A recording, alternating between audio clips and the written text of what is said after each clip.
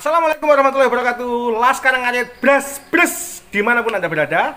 Jumpa lagi dengan saya Dr. Hewan Risa di channel YouTube kesayangan Anda, Sahabat Satwa TV, yang akan berbagi tips dan informasi seputar ilmu atau hewan peternakan ya. Jadi di kesempatan kali ini saya akan membuatkan video yang sifatnya wawasan aja ya. Jadi saya akan merangkum beberapa pengalaman dari teman-teman saya yang intinya sebenarnya kita itu lebih cocok yang mana sih beternak itu? Penggemukan secara intensif, breeding ya, atau penggandaan. Nah, mungkin teman-teman belum tahu yang penggandaan ini seperti apa.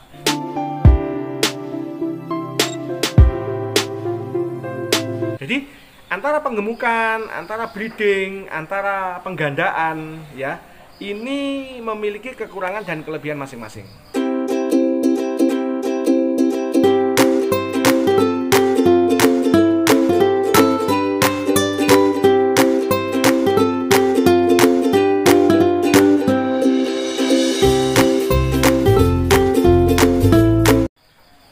Yang pertama, penggemukan. Jadi penggemukan ini, saya punya teman, saya cerita dulu ya biar punya gambaran teman-teman. Saya punya teman yang punya potensi, dia adalah penjual tahu. Kebetulan dia tahunya bikin sendiri, ampasnya banyak. Dia memutuskan untuk memelihara sapi untuk digemukan dan sapi jantan. Dia selalu membeli sapi dengan harga di atas 18 juta, 20 juta. Dan dia pelihara di waktu tertentu, bisa 8, bisa 1 tahun, bisa 1,5 tahun. Dan pasti dia menjual harganya 2 kali lipat dari modal. Artinya, teman saya ini memiliki potensi ampas tahu yang bisa diberikan ke sapi sehingga bisa melakukan proses penggemukan. Teman saya ini menggunakan formula khusus ya, formula yang dia temukan sendiri.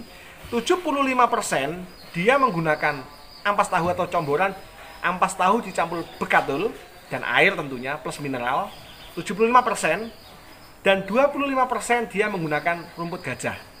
Artinya teman saya ini menggunakan 100% makanan itu menggunakan 75% comboran dan 25% rumput atau hijauan. Dan hasilnya dia bisa selalu menjual dengan nilai 2 kali lipat dari modal awal.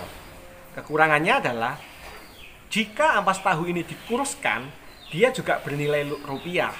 Kelebihannya, teman saya ini memiliki potensi ampas tahu. Jadi dia memutuskan menggunakan ampas tahu ini untuk penggemukan intensif sapinya. Kekurangannya tentu perlu modal gede.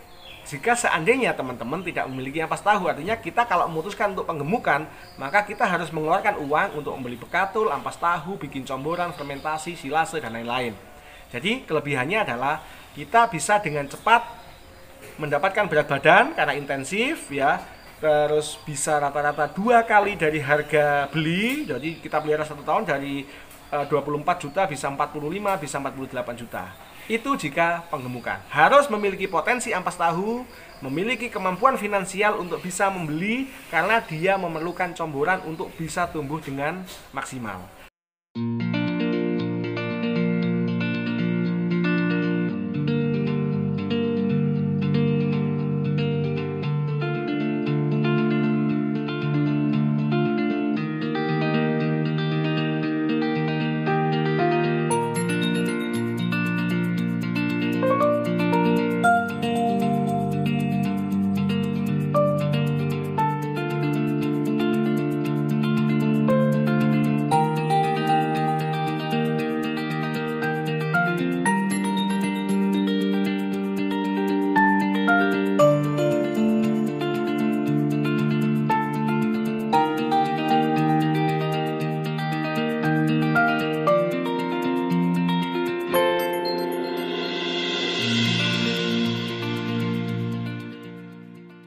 Sedangkan yang kedua adalah breeding.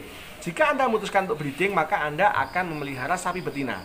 Bisa mulai dari pedet, bisa doro, juga bisa dari induk yang siap bunting atau induk yang sudah proven atau sudah pernah punya anak.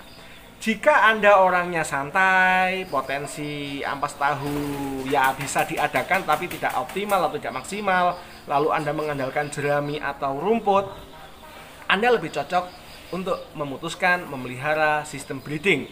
atau sistem kereman atau sistem anak atau diambil anaknya. Kenapa? Karena dengan sistem ini sangat slow. Panen 1 tahun sekali mendapatkan anak, dan anak baru bisa dijual 1 tahun berikutnya kalau memang mau nunggu 1 tahun. Jadi untuk peranakan itu butuh hijauan aja, kandang, slow aja, kita tidak perlu terlalu intensif. Yang penting makanan masuk, porsinya jangan lupa 10% berat badan untuk mendapatkan pertumbuhan yang optimal. Jadi yang kedua, breeding bisa dilakukan ketika Anda memiliki potensi hijauan, memiliki potensi jerami, dan tidak terlalu optimal untuk diberikan comboran. Jadi kekurangannya ya harus ngarit dan harus sabar, karena baru bisa panen kan setelah melahirkan, dan baru bisa dijual juga setelah usia tertentu, tentu di atas 6 bulan.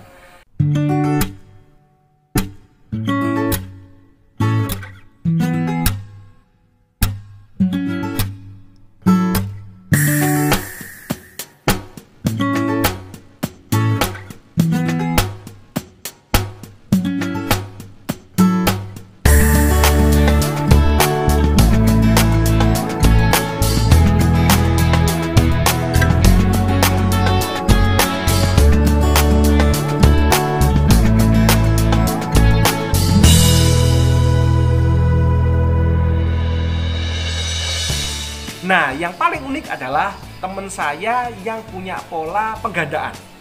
Misalkan begini gambarannya, teman saya ini hebat banget dia. Dia punya uang 10 juta. Dia pergi ke pasar atau pergi ke Belante, beli pedetan 2 yang biasa-biasa, tidak yang super. Yang malah cenderung dia milih yang murah, yang kurus. Begitu datang ke kandang, ya, dihajar obat cacing.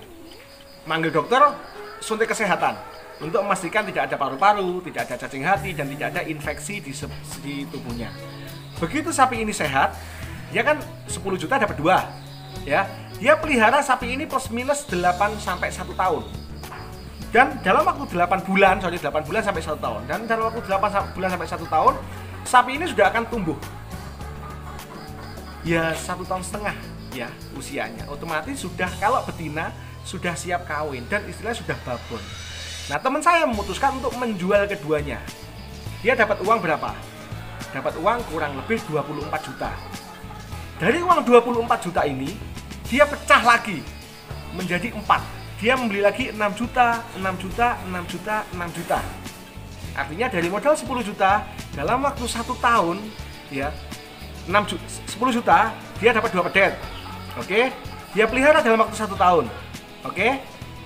Tumbuh besar, dia jual menjadi 24 juta. 24 juta, dia jual lagi sapi ini, ya, dia belikan menjadi 4 pedet lagi. Dia dapat 4. Jadi dalam waktu 1 tahun lebih, 2 pedet menjadi 4 pedet. Dan dia melakukan hal yang sama.